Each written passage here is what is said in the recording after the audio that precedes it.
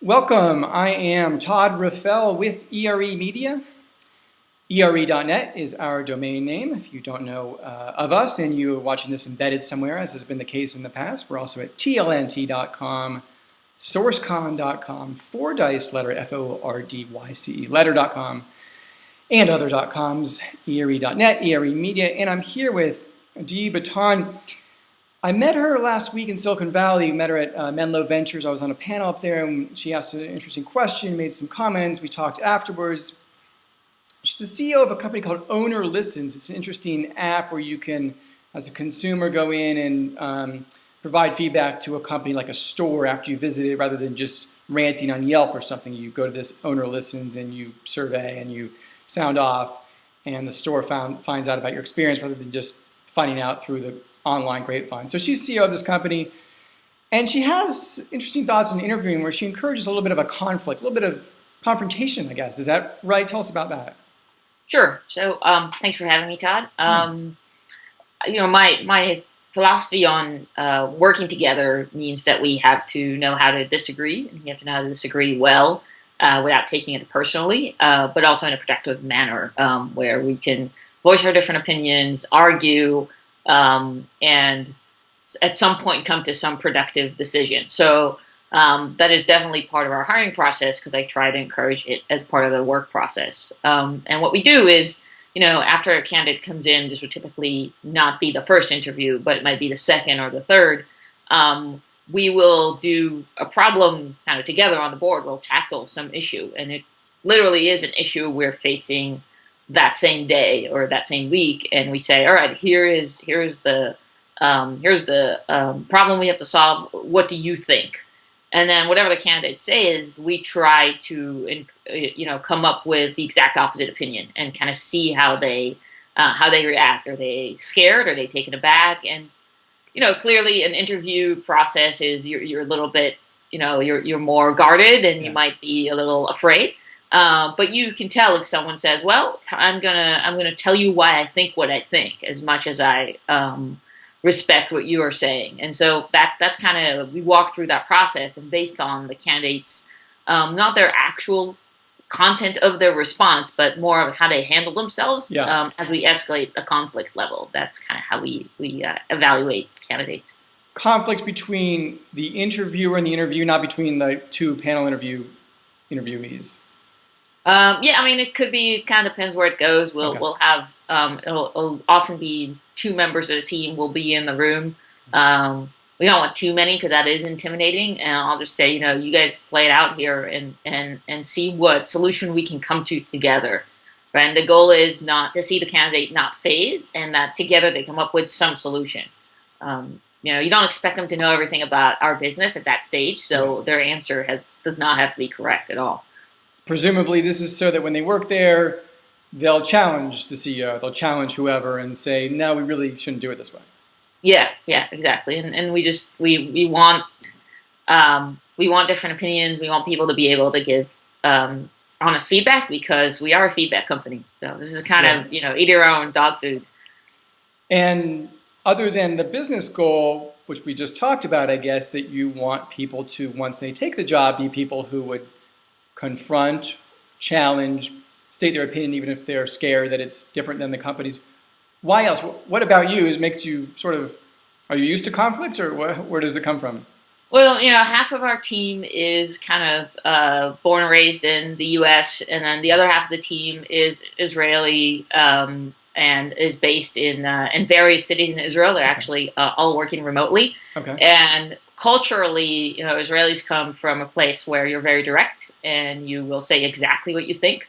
There's a little less sugarcoating, just as a societal norm. And so I want the candidates locally here in Palo Alto to be able to take it and get not it's not just not being offended, but it's also being able to make it into a productive, constructive process. And so if you're not able to take feedback that is a little bit more aggressive than I guess we're used to in the professional environments of big corporate, then you might not be a good fit for the way we do things. That's interesting. Another thing that you talked about briefly when I met you was, and I think I mentioned at the panel that when I watch these videos of all these career site videos, this branding, marketing, company, employee value proposition stuff, they always show these 22-year-olds playing pinball and ping pong all day, and it makes someone who's 60 or 50 or 40 think this company isn't for me. In Silicon Valley, it's startups and whatnot. And you're trying to break that mold a little bit. Is that right? Yeah, so nothing against 22-year-olds. I think that companies should have a diverse set of opinions, and that diverse set of opinions comes with diverse sets of experiences. So if we all went to the same school, we're from the same generation, or same backgrounds, the likelihood that we will have different opinions, it just goes down. And so I try to when we hire people, hire based on what skills and abilities they bring to the table, but also what different point of view they have.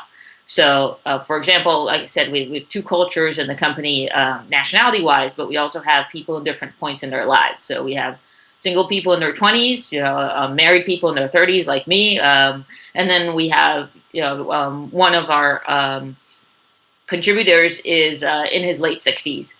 And, he came through us through a regular job posting that we posted online, and went through the interview process like everyone else. And at the end of it said to me, it's most startups would not hire someone like me. Just the gray hair would scare them away. And I thought it was an advantage.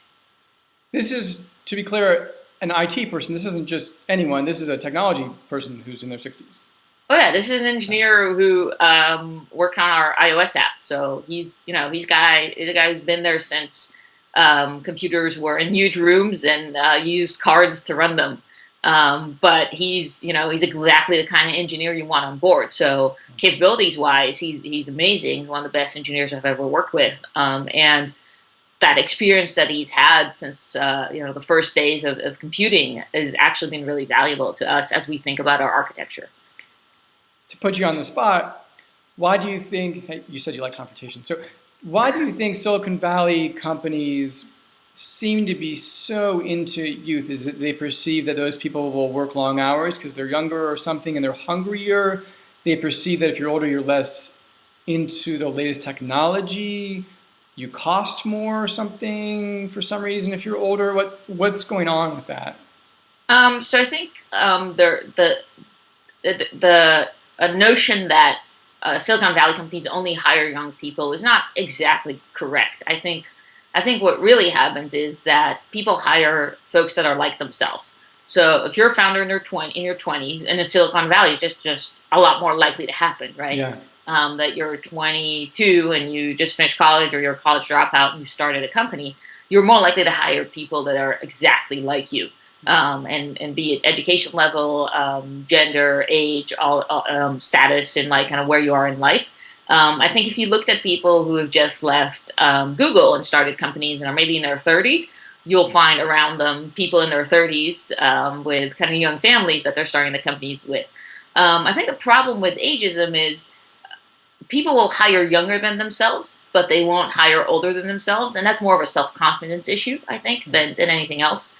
There is the notion that people will work harder when they're younger. There is the notion that if you don't have a lot of other outside commitments, that you'll be there 20-hour days. But nobody thinks about the fact that somebody who's been working and in the workforce for 40 years also knows how to do things more efficiently and has been in this game multiple times and can prevent you from making a lot of mistakes. So I think a lot of it is just the way the environment here is set up. You don't see a lot of founders in their late 60s, right? And so that's why you don't see a lot of companies with gray-haired employees. I think the efficiency was important, what you said. Yesterday, I didn't have time to eat lunch. I didn't have time to eat dinner. I think I ate something around 10 o'clock. But I wouldn't say that by 10 o'clock, I had magically accomplished more than I necessarily did on a day where maybe I worked less and I had a super successful experience in some way. So I'm not so convinced a 20-hour day is in and of itself a success, right? But when you're 21, sometimes you don't know that. Yeah, I mean, I didn't know that when I was 21. I think if you talk to us, another issue that I think you often hear from investors, without naming any names, they don't want people with families, especially I think women suffer from this problem. People, if you have kids, people think that you have to be home by 2, and so you can't, and in fact, my experience has been that when people have kids, they actually become more efficient because every minute of the day Yeah. counts. So there's less loitering around. There's no playing ping pong. There's, you want to get things done. You want to get them done quickly. So the hours of uninterrupted work that you do have are precious, and you take the most advantage of them. On the other hand, not to knock young people, the advantage of young people is that they have not done this before, right? So they might have a new approach to doing things. And so that's why I think a mix is the best way to go. Yeah. You want all types, and you want people with experience. You want people who have a fresh look at things. I think that's the best way to build a company. Interesting. Adi, thanks. This has been interesting. I didn't expect to tackle as much as we tackled, from Okay, great. having children to ageism to confrontation in interviews. Good luck with Owner Listens. Adi Bittan, the CEO of that company. Thanks. Thanks for having me.